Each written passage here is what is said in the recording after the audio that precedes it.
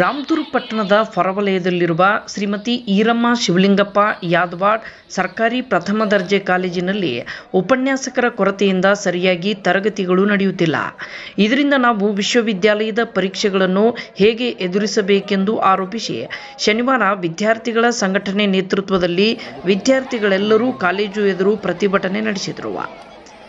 ಪದವಿ ಕಾಲೇಜುಗಳಲ್ಲಿ ಉಪನ್ಯಾಸಕರ ಕೊರತೆ ಮತ್ತು ಅತಿಥಿ ಉಪನ್ಯಾಸಕರ ನೇಮಕಾತಿ ವಿಳಂಬವಾಗುತ್ತಿರುವುದನ್ನು ಖಂಡಿಸಿ ಕೂಡಲೇ ಉಪನ್ಯಾಸಕರ ನೇಮಕಾತಿ ಮಾಡಿ ಕಾಲಕಾಲಕ್ಕೆ ಎಲ್ಲ ತರಗತಿಗಳು ಸಮರ್ಪಕವಾಗಿ ನಡೆಸುವಂತೆ ವಿದ್ಯಾರ್ಥಿಗಳು ಒತ್ತಾಯಿಸಿದ್ದಾರೆ. ಕೂಡಲೇ ಅತಿಥಿ ಉಪನ್ಯಾಸಕರನ್ನ ನೇಮಕ ಮಾಡಿಕೊಳ್ಳಬೇಕು. ಪದವಿ ವಿದ್ಯಾರ್ಥಿಗಳ ಶೈಕ್ಷಣಿಕ ಗೊಂದಲವನ್ನು ನಿವಾರಿಸಬೇಕು. ಇಲ್ಲವಾದರೆ ನಾವೆಲ್ಲ ವಿದ್ಯಾರ್ಥಿಗಳು ಸೇರಿಕೊಂಡು ಹೋರಾಟ ಮಾಡಬೇಕಾಗುತ್ತೆ ಎಂದು ಸರ್ಕಾರಕ್ಕೆ ಎಚ್ಚರಿಕೆ ಕೊಟ್ಟರು. ಇದೇ ಸಂದರ್ಭದಲ್ಲಿ ರಸ್ತೆ ತಡೆ ಹೋರಾಟ ನಡೆಸಲು ಮುಂದಾದ ವಿದ್ಯಾರ್ಥಿಗಳನ್ನು ಪೊಲೀಸರು ತಡೆ ಹಿಡಿದರು. ಇದರಿಂದ ಪೊಲೀಸರು ಮತ್ತು ವಿದ್ಯಾರ್ಥಿಗಳ ನಡುವೆ ಕೆಲ ಕಾಲ ವಾಗ್ವಾದ ನಡೆಯಿತು. ಈಗಲಾದರೂ ಸರ್ಕಾರ ಮತ್ತು ಯಾದವಾಡ್ ಪದವಿ ಕಾಲೇಜಿನ ಆಡಳಿತ ಮಂಡಳಿ ಎಚ್ಚೆತ್ತುಕೊಂಡು ಕೂಡಲೇ ಅತಿಥಿ ಉಪನ್ಯಾಸಕರ ನೇಮಕಾತಿ ಮಾಡಿಕೊಳ್ಳಬೇಕು. ವಿದ್ಯಾರ್ಥಿಗಳಲ್ಲಿ ಉಂಟಾದ ಶೈಕ್ಷಣಿಕ ಗೊಂದಲವನ್ನು ನಿವಾರಿಸುತ್ತಾರಾ ಎಂಬುದನ್ನು ಕಾದು ನೋಡಬೇಕಿದೆ. ವರದಿ ಅಫ್ತಾಬ್ ಸರ್ಮುಲ್ಲಾ.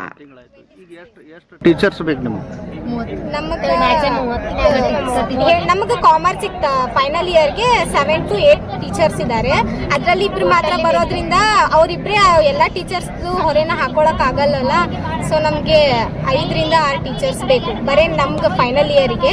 ಬೇರೆ ಕ್ಲಾಸಸ್ ಎಲ್ಲ ನೋಡಿದ್ರೆ 30 ಜನ ಬೇಕು ಗೆಸ್ಟ್ ಟೀಚರ್ಸ್. 1 ತಿಂಗಳದಿಂದ ಆಯ್ತು ಕ್ಲಾಸಸ್ ನಡೀತಾ ಇಲ್ಲ. ಗೆಸ್ಟ್ ಲೆಕ್ಚರ್ಸ್ ಅನ್ನ ತೆಗೆದು ಹಾಕ್ತಿರೋ ಕಾರಣದಿಂದ ಅವ್ರ ಸಬ್ಜೆಕ್ಟ್ ಎಲ್ಲ ಬ್ಯಾಕ್ ಉಳಿದಿದೆ. 2 ಟೀಚರ್ಸ್ ಮಾತ್ರ ಗೌರ್ಮೆಂಟ್ ಲೆಕ್ಚರ್ಸ್ ಇದ್ದಾರೆ, 7 ಟೀಚರ್ಸ್ ಇದ್ದಾರೆ. ಅದಕ್ಕೆ ಅವರಿಬ್ಬರೇ ಟೀಚರ್ಸ್ ಅನ್ನು ಕ್ಲಾಸ್ ಮೇಂಟೈನ್ ಮಾಡಕ್ ಆಗ್ತಾ ಇಲ್ಲ. ಅದಕ್ಕೆ ಇಡೀ ಕಾಲೇಜಿಗೆ 30 ಲೆಕ್ಚರ್ಸ್ ಬೇಕಾಗಿದ್ದಾರೆ.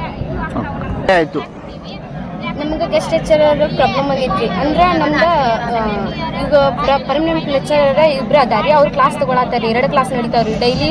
ನಮಗೆ 5 ರಿಂದ 6 ಕ್ಲಾಸ್ ನಡೀತಾವ್ರಿ. 5 ರಿಂದ 6 ಕ್ಲಾಸ್ ಇರ್ತಾವ್ರಿ. ಅದ್ರೊಳಗೆ 2 ಕ್ಲಾಸ್ ನಡೆಯತ್ತಾವ್ರಿ ಕರೆಕ್ಟಾಗಿ. ಅದ್ರ ಪರ್ಮನೆಂಟ್ ಲೆಕ್ಚರರ್ ಅಷ್ಟೇ ರೀ. ಗೆಸ್ಟ್ ಫ್ಯಾಕಲ್ಟಿ ಟೀಚರ್ಸ್ ಯಾರು ಬರಾತಿಲ್ರಿ.